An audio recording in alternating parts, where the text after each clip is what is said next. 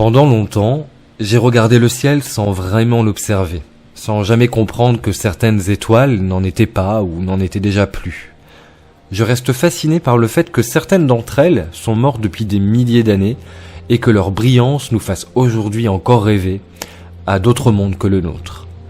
Souvent, cela m'a permis de me remettre à ma place, dans ma petite vie de terrien, à relativiser, me resituer sur ma personne et le but que je donne à mon existence. Dans cette petite infinité dans laquelle nous vivons tous, car oui, nous sommes infiniment petits. C'est dingue comme finalement les croyances et la science s'expliquent parfois aussi à travers les constats dans notre environnement stellaire et interstellaire, cette dégénérescence, cette redistribution de matière, cette mort, sert toujours à quelque chose et peut rester visible durant des millénaires. C'est sous les conseils d'un ami, qui ne me connaît pas, que j'ai appris à lever les yeux au ciel. J'ai ainsi appris qu'une étoile, que j'avais décidé de nommer Papa lorsque j'avais 11 ans, était en fait une toute petite planète, d'une taille ridicule, semblant insignifiante, nommée Mercure. Aujourd'hui, quand je l'observe, et que je pense à tout ça, l'espace, la vie, la terre, les petits problèmes d'humains, j'ai toujours en moi ce besoin de réconfort, cette envie de la toucher du doigt.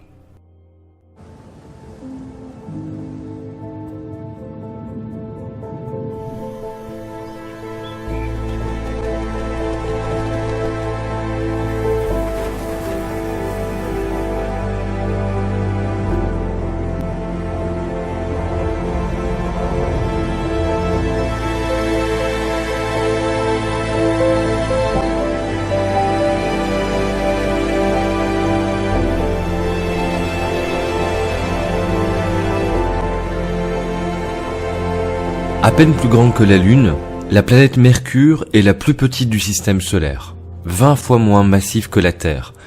On a souvent du mal à se représenter la taille et l'espace séparant les planètes de notre étoile.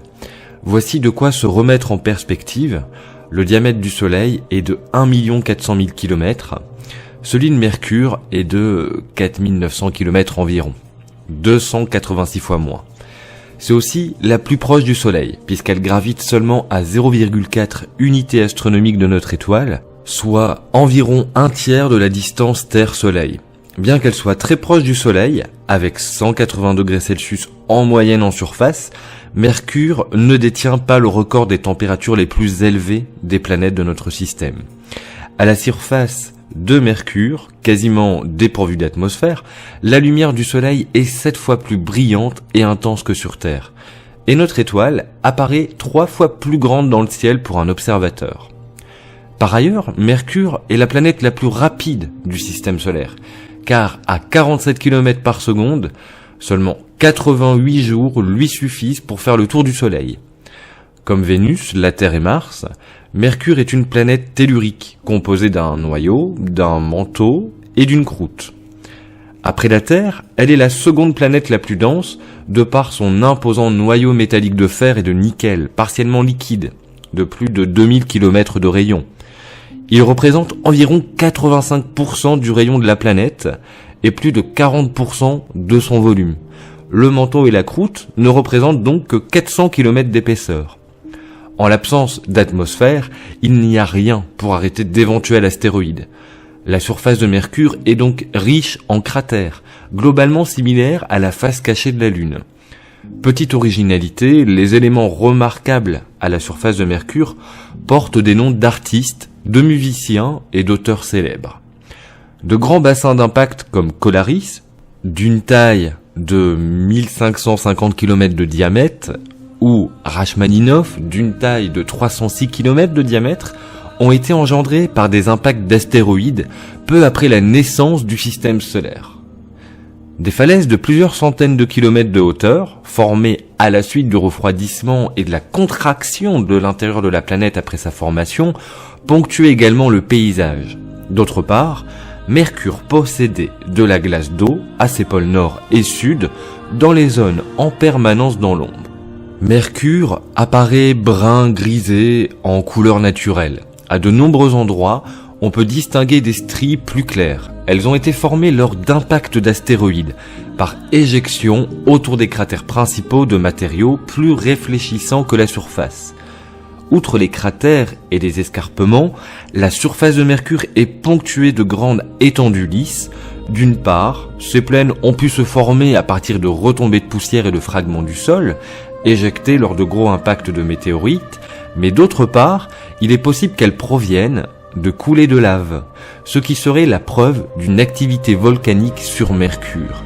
Les étendues régulières se distinguent des plaines non lisses, non seulement par leurs aspects, mais aussi par leur composition, faisant intervenir des matériaux issus de l'intérieur de la planète.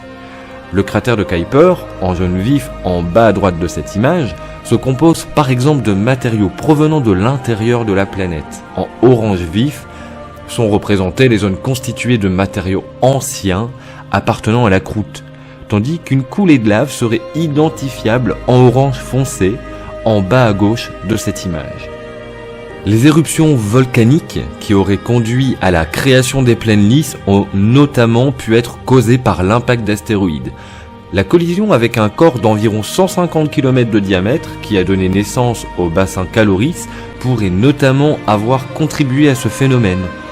Du fait de sa proximité avec le Soleil et sa vitesse, Mercure ne se laisse pas facilement étudier. Atteindre Mercure est une opération complexe. La masse du Soleil exerce un champ de gravité colossal qui rend très difficile l'insertion d'un véhicule spatial sur une orbite stable autour de la planète. Il faut ainsi plus d'énergie pour une mission vers Mercure que vers Pluton. Messenger, aucun rapport avec l'application sociale, est pour rappel une mission de la NASA lancée en 2004. Arrivée à destination en 2011, elle s'est terminée en 2015 avec l'écrasement au sol volontaire de la sonde à court de carburant. Pour la première fois de l'histoire, nous avons une bonne connaissance de Mercure qui révèle une planète fascinante dans notre système solaire. Mercure n'avait été visité que par la sonde Mariner 10 auparavant dans les années 70.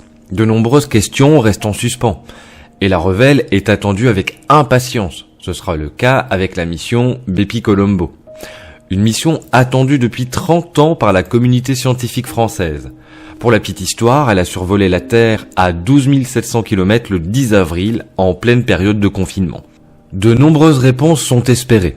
D'où vient Mercure ? Comment s'est-elle formée au cours de l'histoire du système solaire ? Et surtout, comment elle interagit avec son environnement solaire ? On va découvrir des choses sur la physique en général qui vont nous aider à faire progresser nos connaissances.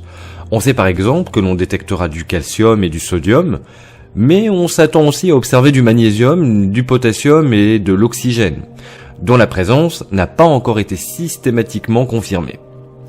Si on veut un jour se poser humainement à la surface de Mercure, il faudra se poser à l'endroit où le Soleil se couche ou où il se lève et que la sonde puisse se déplacer avec le Soleil. Car, passer de moins 180 à plus de 450 degrés, personnellement, je ne connais pas de matériaux qui peuvent y résister. Rester en plein jour pendant 88 jours, ou en pleine nuit pendant 88 jours, ça doit aussi être un peu déprimant, ça sera pas facile. Mercure est connu depuis que l'homme s'intéresse au ciel nocturne. Les premiers à avoir laissé des traces écrites concernant les observations de cette planète datent de 3000 ans avant l'ère chrétienne. Elles ont été laissées par la civilisation sumérienne, qui est la première à avoir inventé l'écriture. Les premiers écrits, plus détaillés sur la planète Mercure, viennent des Babyloniens. Les Grecs, eux, pensaient que Mercure visible avant le lever du Soleil et Mercure après le coucher du Soleil étaient deux objets distincts. Ils leur ont donné les noms respectifs d'Apollon et de Hermès. Le nom actuel de Mercure vient de la mythologie romaine. Il s'agit du messager des dieux, mais aussi du protecteur des commerçants. Le nom vient du fait que Mercure, étant proche du Soleil, se déplace rapidement, tel un messager.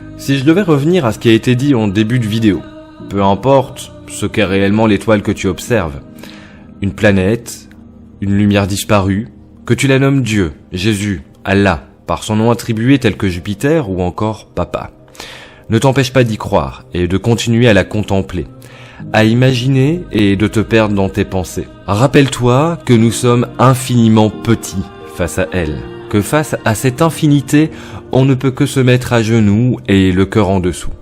Pour ne manquer aucune de mes vidéos, abonne-toi, active la petite cloche pour en être prévenu. Aussi, un petit pouce bleu ou un partage m'aide à mieux être référencé. Et si en prime, tu veux participer à l'avenir de la chaîne, tu peux me soutenir sur Tipeee ou Utip, juste là. Je vous dis à bientôt, certainement à l'épisode suivant.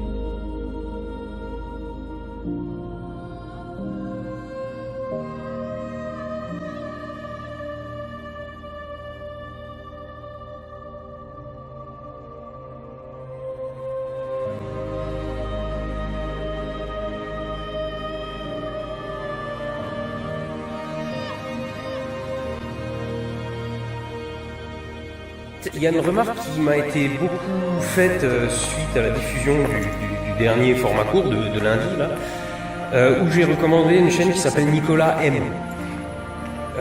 Et vous avez été nombreux à me dire en commentaire et même en mail, en message, en machin, à me dire dis donc, fais gaffe aux chaînes que tu recommandes, il est un peu complotiste. Alors du coup, je suis allé voir, et il n'est pas vraiment complotiste, il est un peu plus relativiste. Et je veux dire plutôt, a priori, il l'était, si j'en crois les commentaires que j'ai vu passer. Relativiste, en gros, c'est chacun sa vérité. Sauf que c'est pas vrai, il existe une réalité, peut-être que personne ne la connaît vraiment, mais il y a des gens qui essaient de s'en approcher, mais il en existe une, c'est pas chacun la sienne, ça c'est une rhétorique de hippie. À ce moment-là, je vous laisse seul juge, hein, mais si a priori le contenu a l'air à peu près correct, je diffuse. On va pas se mentir, c'était pas ma chaîne préférée, mais ça me paraissait suffisamment correct pour dire au pire les gens se feront leur avis.